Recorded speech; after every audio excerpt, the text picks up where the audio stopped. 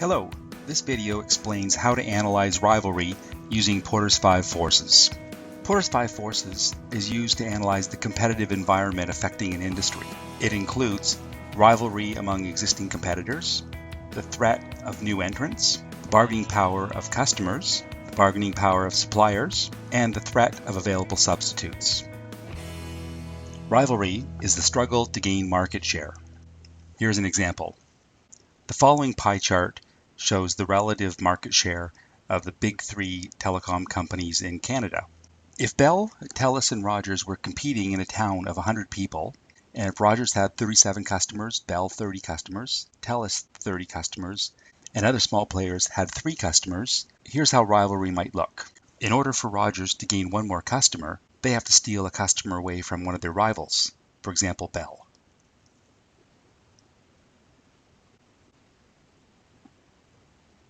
In order for Bell to gain one more customer, they have to steal a customer away from one of their rivals.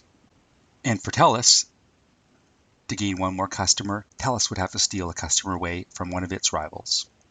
Rivalry is a threat because it causes rivals to lower prices and increase costs. This causes profit to drop. Here's an example of how that might work. Granny goes to the market to purchase apples, and there are several farmers trying to sell. One farmer lowers his price. The other lowers his price, and another lowers his price still. This results in a price war.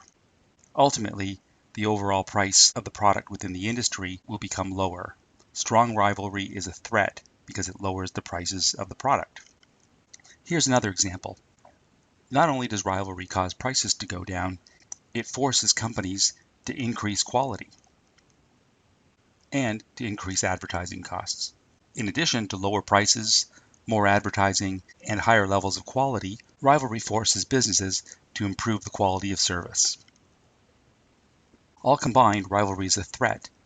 It forces competitors to lower prices and increase costs. This threatens profit. How do managers know how much rivalry they face within an industry? Some of the factors that affect rivalry include the number of rivals, changes in the number of rivals, market growth rates, customer switching costs, the capacity of the industry, and to what extent are products differentiated. Intuitively, more rivals equals more rivalry. But it doesn't always work exactly like that. If the market's highly fragmented, rivalry may become weaker. Here's an example: local variety stores. Here's a map of the town, and it shows the location of variety stores close to where the grannies live. Normally, customers buy from variety stores that are close to where they live. So, if one variety store in the west end of town has a sale on milk, it really only matters to the granny that lives close to that store. The grannies that live on the opposite end of town are probably not going to travel across town to get a deal on milk. Now remember what happened when there were 3 farmers trying to sell apples to one granny. They got into a price war, and all of them wound up losing money. When there's only a few rivals equal in size, they generally will tend to avoid price wars because all the players understand that it's a losing proposition for the industry. What may happen is an industry price will be established and all the rivals will charge around that same price. They might compete on the basis of quality or improved efficiency. Another factor that affects rivalry is a change in the number of rivals competing within the industry. Here's an example. 4 hungry guys sharing a pizza. If they cut the pizza up into 8 pieces, they'd have 2 pieces each. Everybody's happy. There's no need to get into conflict with each other. But what happens if 2 more guys show up? There's an increase in the number of rivals. Now, for everyone to get a share, the pizza has to get cut up into even smaller slices. This causes rivalry to increase. Another factor that affects rivalry is the rate of market growth. In other words, more customers are interested in buying the industry's products. Rivalry will decline. Companies competing in the industry have no need to fight with each other in order to sell more of their product because there's more than enough customers to go around. An example of this would be when there's the extra rivals, the hungry guys, and they order more pizza. Now there's more than enough pizza for everybody. When the industry declines, that is to say, when there's fewer customers willing to buy the products of the industry, rivalry peaks. Another factor affecting rivalry is the capacity of the industry to satisfy current demand. So for example, when the industry's over capacity, there's far more available for sale than there are buyers, sellers will work aggressively to utilize their capacity and make a sale.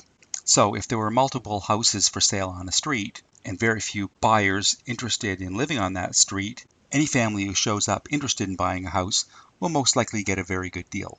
When the industry is under capacity, demand is greater than the amount of product available, prices will go up because sellers in that kind of market don't have to work very hard to sell their products. There's more than enough buyers for everybody. Customer switching costs. If somebody had a PC and they were thinking about switching to a different kind of computer that operated on a different operating system, they might be concerned about switching costs. So the price of replacing their PC with a new PC might be $1,000, while the other kind of computer might cost $1,300. This is not switching costs. This is just a price difference. Here's an example of what the switching cost might be. If we have a PC, we've probably spent hundreds of dollars purchasing software that will operate on the PC. This software will not operate on the other computer. So if we make the switch, we have to buy all new software. The cost of the new software is the switching cost. When customer switching costs are high, there's a disincentive for customers to switch, and this causes rivalry to be lower. There's less incentive to try to attract customers from a rival when their switching costs are high. This causes rivalry to become lower. Here's another example of switching costs. Video games for the Xbox will only work on Xbox.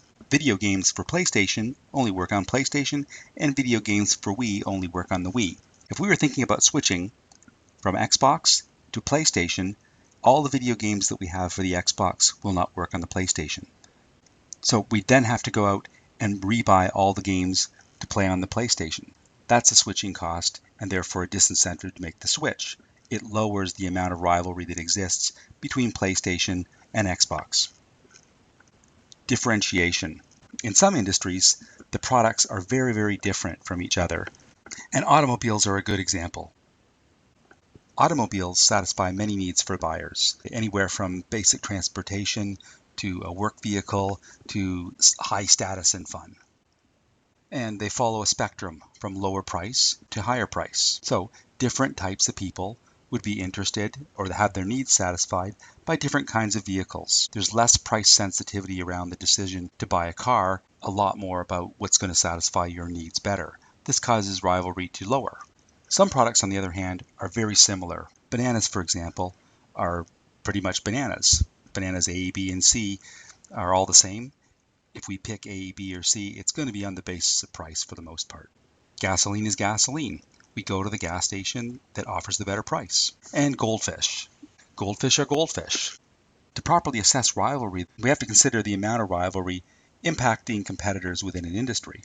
And here's roughly how it works. If we consider each of these factors along a continuum of those that cause rivalry to become stronger and those that cause rivalry to become a bit weaker, we can sort of weigh out the effect of all of these factors. So for example, if the industry has few rivals, that's generally good for competitors in that industry. It's going to cause rivalry to become a bit lower.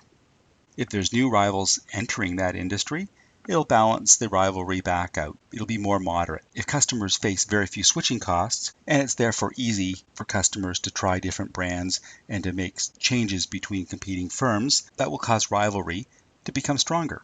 Increases in market growth, as we've looked at, cause rivalry to become weaker.